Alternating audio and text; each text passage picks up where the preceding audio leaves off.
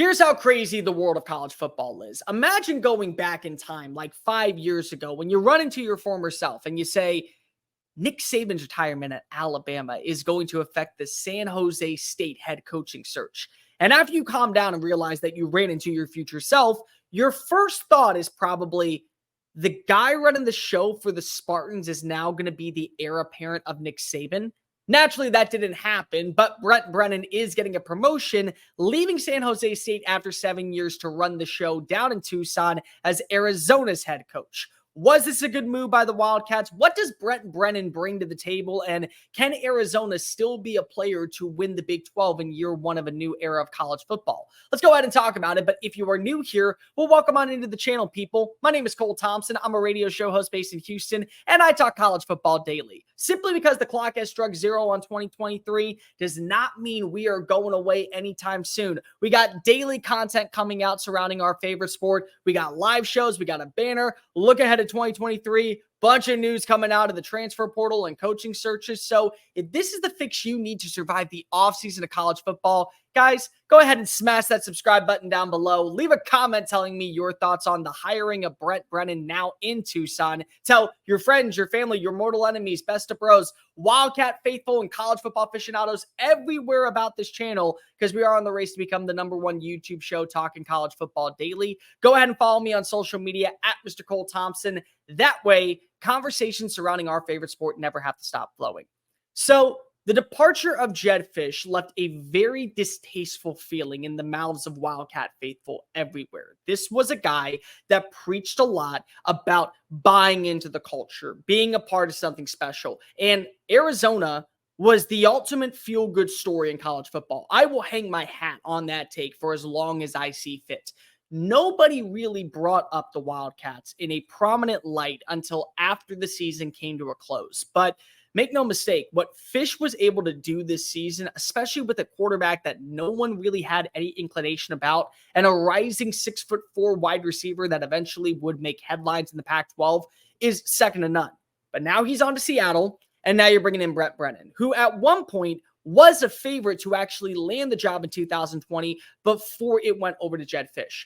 I made a mistake a few videos ago when talking about Brent Brennan. He's not an alum of Arizona. He actually went to UCLA, so I apologize on my front there. But he was a graduate assistant in the early 2000s and seems to have a very good feeling about the place like Tucson, about the culture of the Wildcats, and about what the program all entails. And to me, that's automatically a good sign when it comes to locking up a coach for the long term. I don't think a lot of people understand Group of 5 football the way that some of us do. I included it, fall in this category.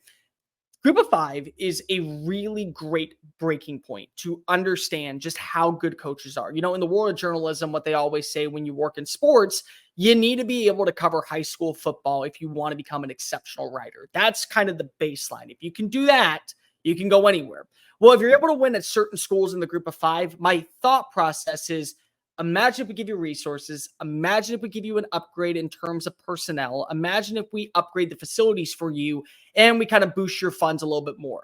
That's Brent Brennan.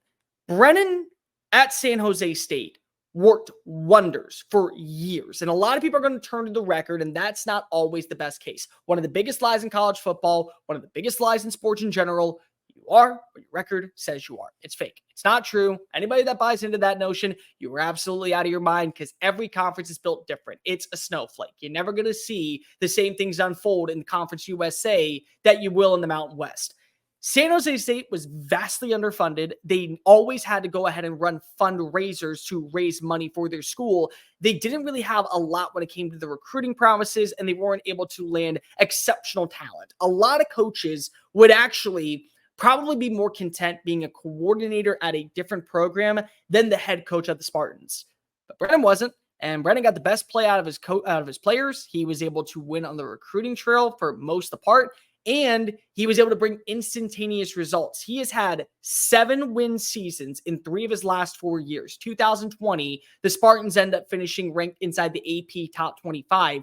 And he's a great culture leader. One thing that I've had with conversations this morning, talking to those close to Brennan's camp, is that the guy is sincere.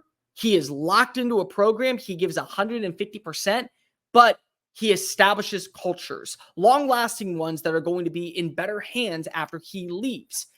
But a place like Tucson, a place like Arizona, an area that he knows, an area that he seems to love, and a place where it seems like ultimately was where he wanted to get to, might be his final destination. And sometimes that's a really good thing. I mean, look at a guy like Kyle Whittingham or Mike Gundy for that instance.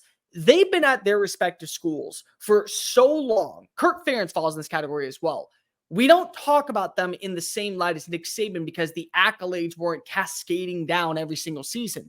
But the stableness of the programs were always at an all-time high. Utah is one of the most fundamentally sound teams in college football because Kyle Whittingham is leading the charge. The same thing could be said about Mike Gundy in Stillwater because he's leading the charge. And Iowa, we know what they are. A fundamentally physical enforcing defense that has no concept or identity of what offense even means. But they always find a way to get 10 wins. They always find a way to be ranked inside the AP top 25. They always seem to be at least a dark horse to make it to Indianapolis. That's culture. And so if Brennan implements that same type of mentality that Whittingham brought to Salt Lake City, that Gundy brought to Stillwater, that Ferentz has made in Iowa City, then you're in a really, really, really good spot if you are the Wildcats. Number one, we have no idea what's going to happen when it comes to the mass exodus via the transfer portal. Based off conversations with those who are more in touch with what's going on in Arizona, it did not seem like a harmonious exit between players and Fish when he departed for Seattle. The coaches, they're now going to be heading up to Seattle. That doesn't mean every single superstar is going to Seattle. We already know that Jonah Coleman's in the transfer portal. They also lost one of their star defensive backs, but that doesn't mean Teratoa McMillan is leaving anytime soon, or Noah Fafita is leaving anytime soon.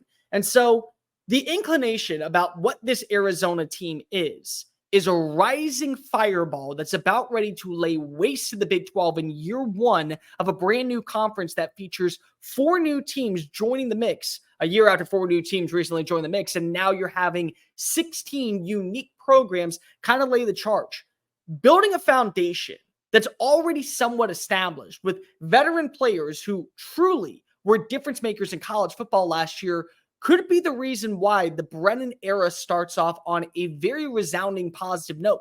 He's able to recruit. Maybe it won't be 5-star talents and it won't be superstars that maybe we're including a place like Arizona on their wish list, but he's going to be able to land players that want to buy into Wildcat football, that see what a place like Tucson's all about, that understand Saturdays in the desert is much more than just 3 hours of spit swapping games.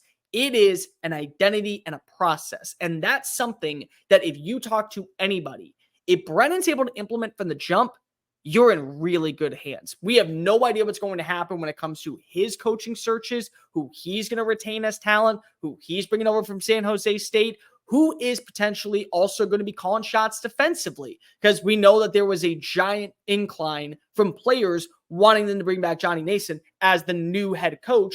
Do you make that move and make him the highest paid DC in the Big 12? That way he's happy because he's going to be calling plays. Like, a lot of people are turning to Texas right now and saying he's not going to leave on a lateral move.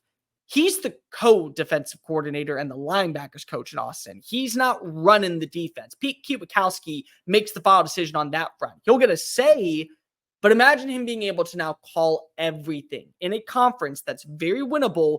And if you seize the victory, you're in the playoff. Brent Brennan is a very smart coach. He is very loyal to a T, and a lot of people buy into his teachings and his understandings. And if he can create something that's sustainable well after he has hung up the whistle for good, but the same impact is being felt, like it is in Salt Lake, like it is in Tuscaloosa, like it is in Stillwater, like it is in Iowa State, any one of those places that have had an enrichedness of a coach and a longevity of a coach, then you feel pretty comfortable about where you are. I don't know if this is going to be an elite hire. I don't know if Brennan will be able to do more with more. We know what he was able to do with less, but sometimes less with more doesn't always translate just because of a promotion. It could be an existential hire. It could be one that sets the waves for a brand new version of Wildcat football that's sustainable for years on end. Or it could crash and burn and you could be back at square one in the not so distant future. All of that aside, on paper, smart hire, very resounding move for the Wildcats to act fast. And again, go back in time. College football is crazy. San Jose State's head coach that was at one point putting together fundraisers for his players to have meals inside of the athletic complex just to be able to get ready for game days is affected by Nick Saban's retirement. The ultimate butterfly effect continues in the world of college football. And now the Spartans are on the clock, and they're one of two group of five schools who were affected by this move. I wonder who they're going higher. Going to be an interesting couple of days out in San Jose. Hey guys, thank you so much for watching that video. Don't hit the X button yet. Make sure you hit subscribe to keep up with all of our daily content found on Just Saying It and anything else that we post on this channel. Bye.